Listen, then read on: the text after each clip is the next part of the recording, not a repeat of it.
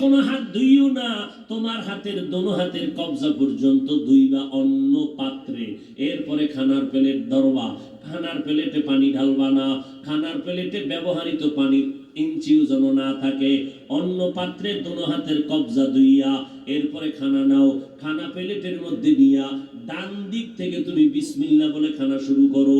খানা যখন শেষ হয়ে যাবে তখন খানার প্লেটে তুমি আবার হাত ধুইও না, আবার তোমার দোনো হাতের কবজা পর্যন্ত তুমি অন্য পাত্রে ধুইয়া নাও। আমার নবী এক একটা করে সুন্নাত দেখাইয়া গেলেন।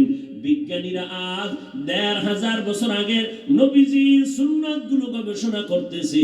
আমার নবী মেসওয়াকের অর্ডার দিলেন কেন? আমার নবী খানার প্লেটটা চেটে খাইতে বললেন কেন? আমার নবী পোশাক পরেছেন, মায়ার নবী সাদা পোশাক পরেছেন, কালো পোশাক পরেছেন, সবুজ কালারের পোশাক পরেছেন, কিন্তু নবী সাদা কালারের পোশাকটাকে বেশি মহব্বত করতেন। কারণ কি?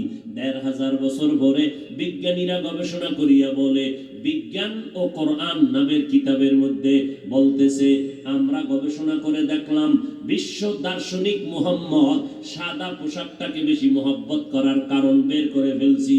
কয় কি? কয় শীত আর গরম আসে ঘুরে ঘুরে, গরমের সময়ও শীতের সময় সাদা পোশাকটা অ্যাডজাস্ট হয়, গরমটাকে কন্ট্রোল করে শরীরে রাখে, শীতের সময় ঠান্ডা